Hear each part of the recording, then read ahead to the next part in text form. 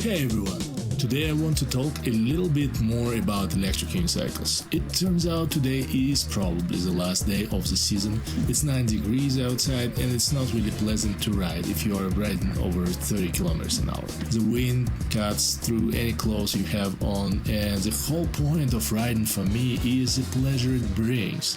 As I've mentioned many times, riding these things is the closest thing to flying. It feels so effortless and smooth that you almost feel like you are floating over the ground. So let's talk a little bit more about electric unicycles today. If you are looking out of your windows and see some crappy weather, keep watching this video because we'll have a summer adventure in this video, a bunch of sunlight, some vitamin D I guess, and my thoughts on why electric unicycles are amazing for any kind of outdoor activities. Let's dive in. Thanks for watching, and as usual, don't forget to subscribe, like, or whatever buttons you want to use. I genuinely love electric unicycles. In my opinion, they are the single best portable electric vehicle you can own. Many people think they are goofy or gimmick, but also many people are idiots. It doesn't mean that you should listen to them. This is an amazing hobby in my opinion. So let's dive in. If you are completely unfamiliar with these things, the first thing you should know is there are no physical controls. And it sounds bad, but it's not. There are no throttles, no handheld remotes, no nothing like that. You lean forward to accelerate, you lean back to brake or go back. And for people around you, it feels like magic. And because of the giant battery and motor, you're looking at 40 to 120 miles of range and 40 to 70 miles per hour top riding speed, depending on the model, but still it's crazy stuff. But does it mean that you have to ride at 70 miles per hour on a one-wheel device? When this baby hits 88 miles per hour, you're gonna see some serious shit. No, it's quite dumb. Your car max speed is at least 150 miles an hour. And I'm pretty sure that you don't drive this way. Remember, with great power comes great responsibility. And the versatility to cruise a bike lane at 15 miles an hour when you hit it, or safely merge onto the public road and flow with the traffic at higher speed, and then back to 5 miles an hour among pedestrians, because these things are incredibly controllable and maneuverable at almost any speed.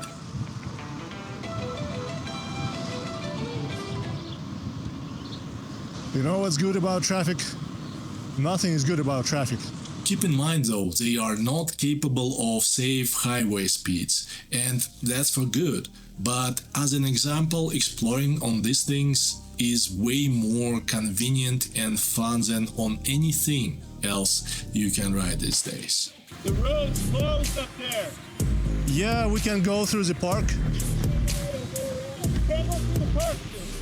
Lead the way. Oh, so it's closed. Okay. It's kinda very closed, but not 100% closed. Okay, doable. And talking about going through a park, the first thing we think about is how safe it is to go around people. And due to its small size and incredible maneuverability, going safely around people in public places is quite easy. Obviously, you should be mindful and go slow. It increased the people here in Cairo Beach this year. Yeah, it's packed, eh? Yeah, it's really packed here. The beach is really full of people. It's actually incredible considering that the temperature is still not there. We had like about 3 hot days, low 30s Celsius, but now it's like 21 or 22 degrees Celsius. And it seems to be rainy, so I don't understand people. But I totally understand why I'm riding EUCs. Riding these things feel almost like flying, due to lack of physical controls that I mentioned before. It's difficult to explain.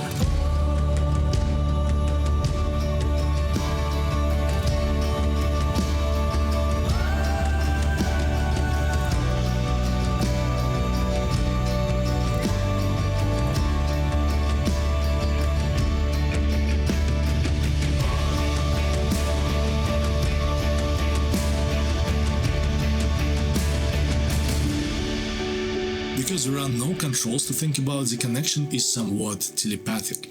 Your brain doesn't have to process it like hand, squeeze, lever. You just think, okay, go there. and your body just takes you there. It's as natural as walking, but you are moving through a 3D space at a much higher speed. It feels almost like superpower.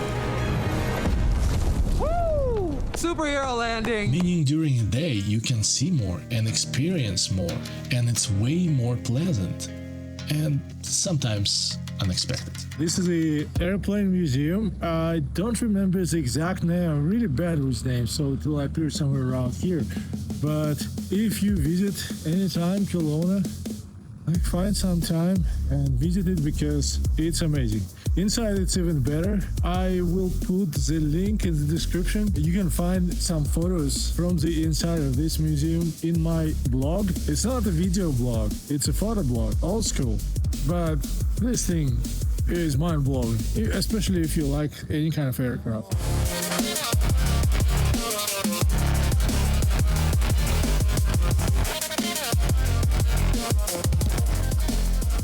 Yeah, it's impressive. Highly recommend. Good place. Fun stuff. Really. I love airplanes. And here comes the obvious question.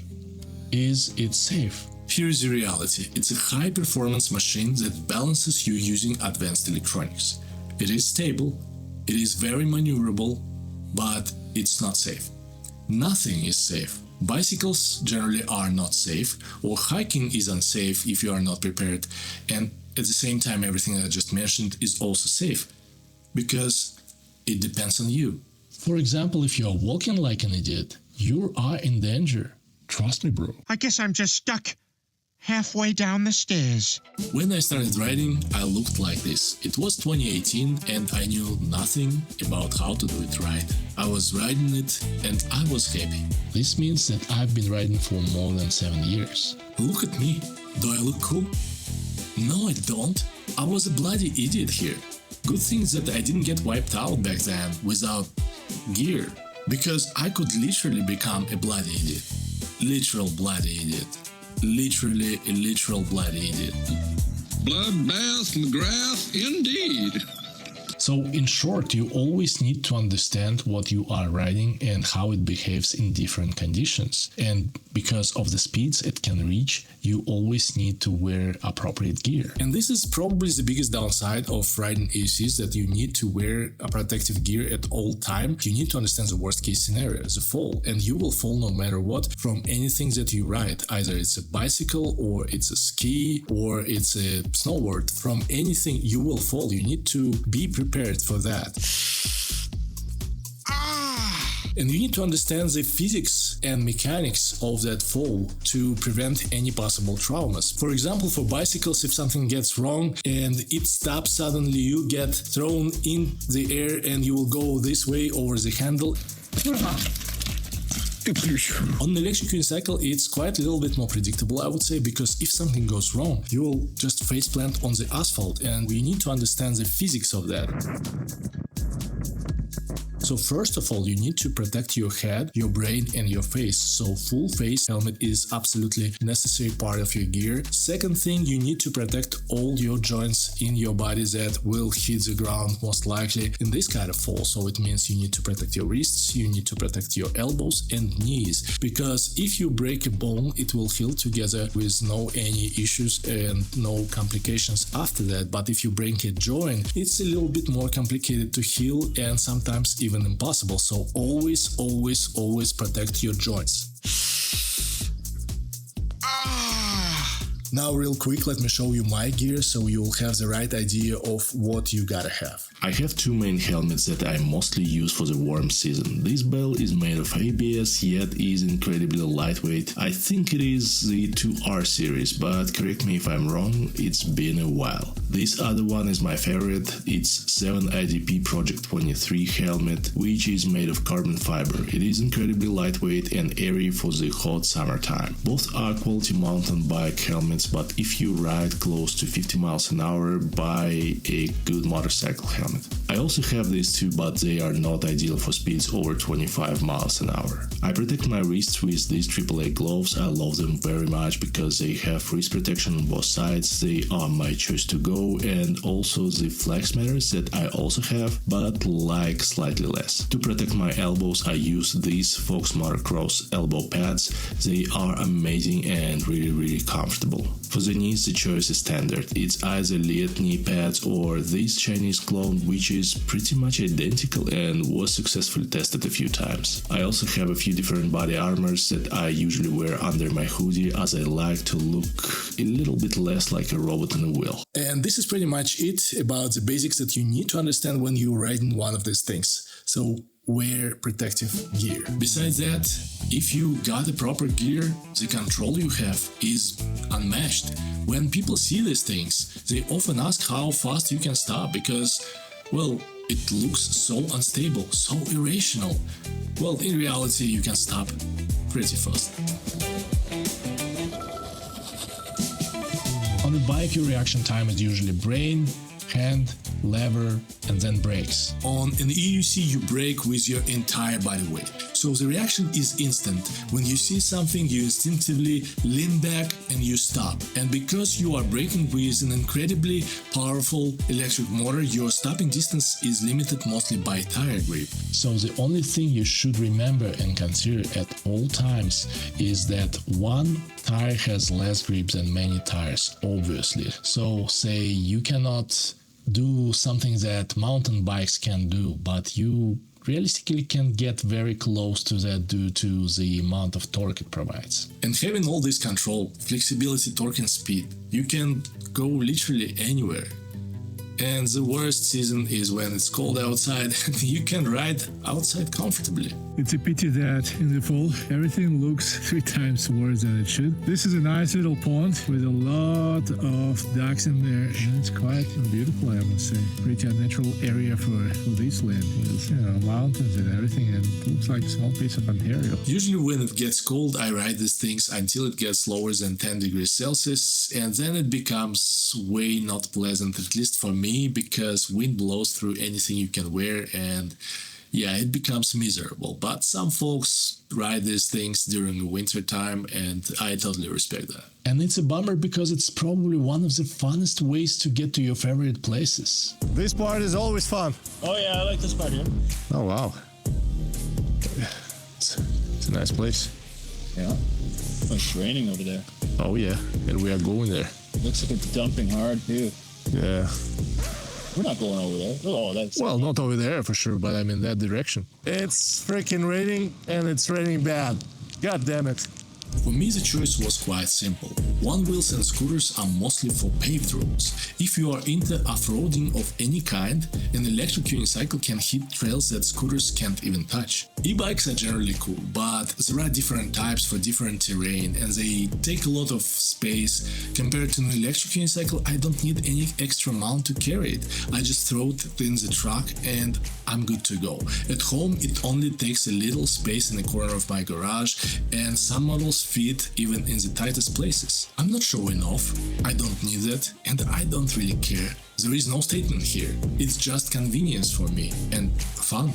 I tried everything, and this is the most convenient thing for exploration for me. I have an electric truck, as many of you obviously know, and this combo is just bonkers. You can park your truck, pull this thing out, and cover almost 100 miles of nature you'd never reach on foot in a single ride.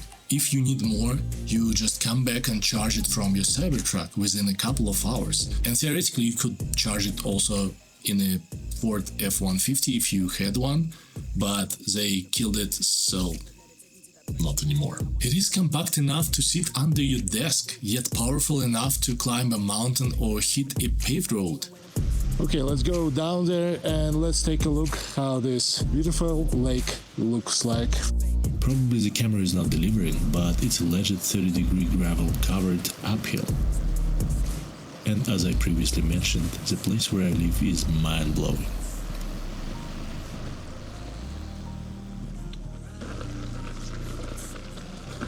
Yeah, it's pretty slippery here. While we have this beautiful weather outside, which is not really made for these things, I suggest you to check out one of our summer adventures with my friends on one of the most beautiful trails in British Columbia, KVR. Trust me, it's worth watching. So secure a mug of coffee, a croissant, or something like that, and enjoy. Does look like Canada, if you ask me. Yeah, it's more like, I don't know, Italy or something. Yeah. Don! The T-Rex thing should be here somewhere.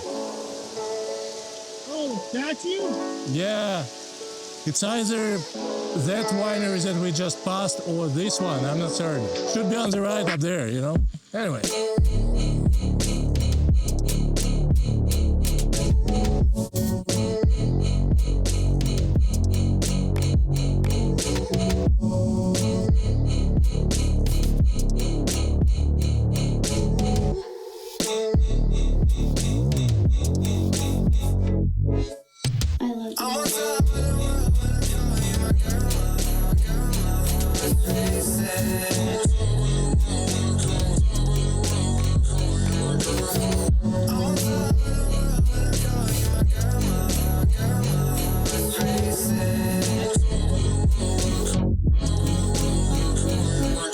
Just decided to stop because, you know, this place.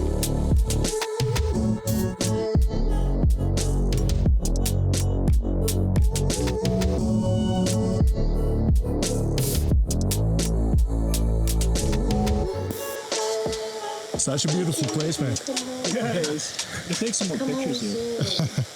The trail is absolutely mind-blowing. It's like absolutely beautiful. Just take a look at that.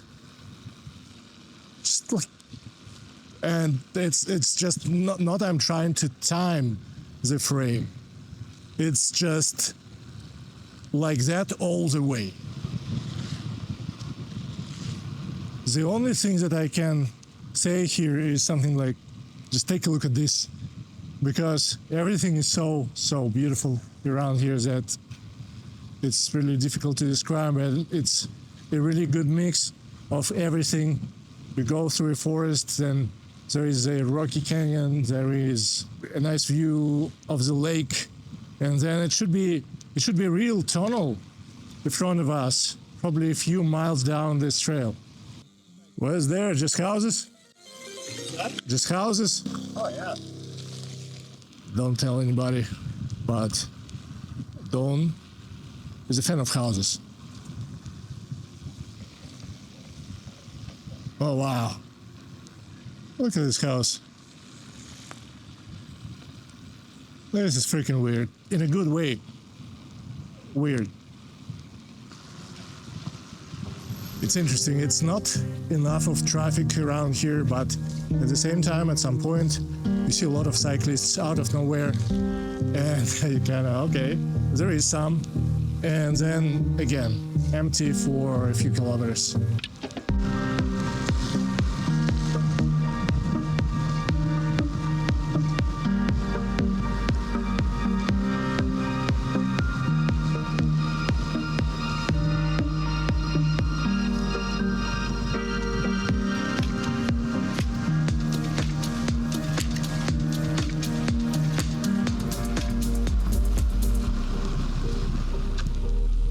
Holy damn hell. Just take a look at the view. Oh my goodness. Oh my God. So you still think that you rode any better trail than this, man? This is great. This is freaking amazing. Yeah, I'm gonna get some shots. Yeah. Holy shit. Just don't drop your wheel. Oh, yeah. That's the way down. So, yeah. That'd be a rough ride down. I feel like they might be building like a little subdivision or something. Oh, yeah. That all looks very, very fresh, like like it's in progress, yeah. Like neighborhood, you think? Yeah, like a little neighborhood, yeah. It certainly, yeah, it looks like they got plots set up there and stuff, yeah. Yeah. Yeah, cool.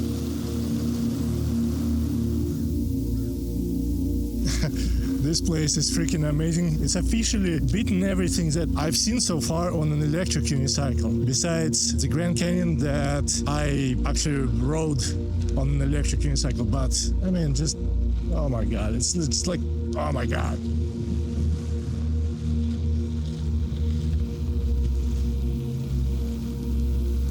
Oh, I see the tunnel. I see the tunnel.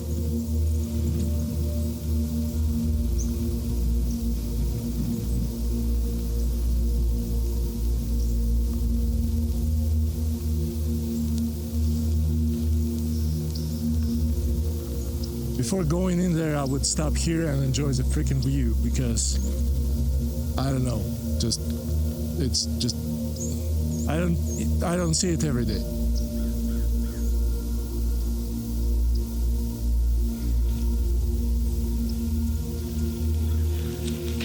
Get a glimpse of the other lake. Oh yeah. There is Iskaha Lake over there, and this is Okanagan Lake.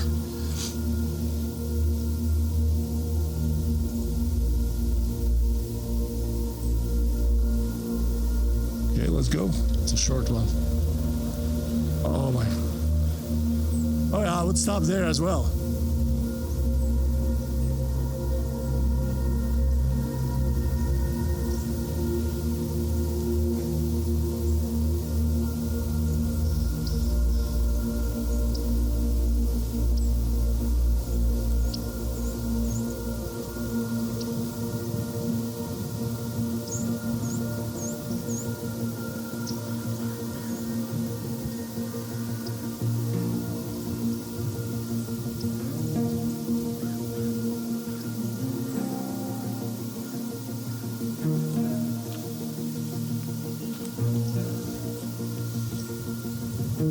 Sort of a plaque over there near the tip of that. Yeah. You see it? Yeah.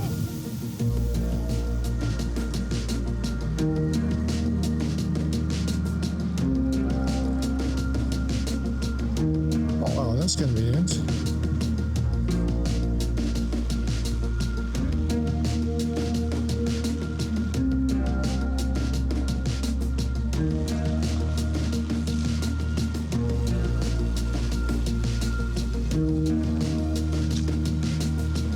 Let's talk about some old Toyota. And it's kind of super dusty to ride after a car.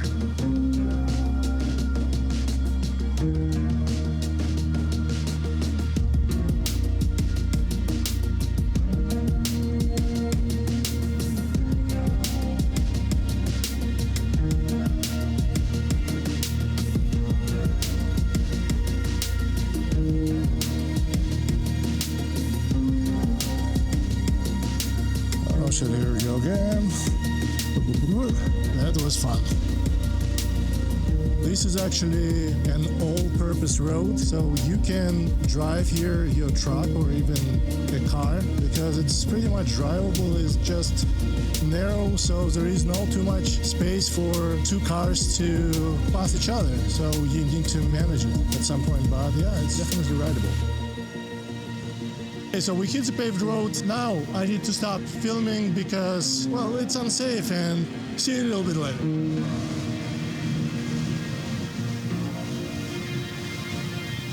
We finally arrived in Armada. At this point we were extremely hungry, so we decided to stop and eat before going back home.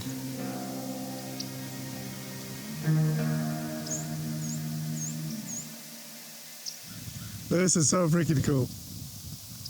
It's a T-Rex. Must have bought it like that. Yeah. Must have made a. I think it was ordered. Like somebody welded it. Yeah. That's crazy, man. Yeah, it's all fenced off right here, eh? Yeah. You hoped for a better angle? Yeah, very hoity-toity. Close club. T-Rex club. 25% off the scale. 25%? Okay, mine says 67% and 137.7 volts. Okay. I'm 60%. Well, you guys can practically do that again. yeah. And if you liked it and it's not enough for you, I recommend watching my other electric unicycle videos on this channel. I post them from time to time because I love this hobby. I also got lucky with where I live. This place is absolutely mind-blowing, and it can probably make your winter a bit warmer too. This is the end of the video. I really hope you enjoyed it. Making these videos takes some effort, so I would really appreciate some of your reaction. Either it's a like or dislike, it's fine. Subscription is amazing. If you want to comment something down below, do that. It's great. Either way, Merry Christmas, Happy New Year, and see you in the future. Thank you for your time.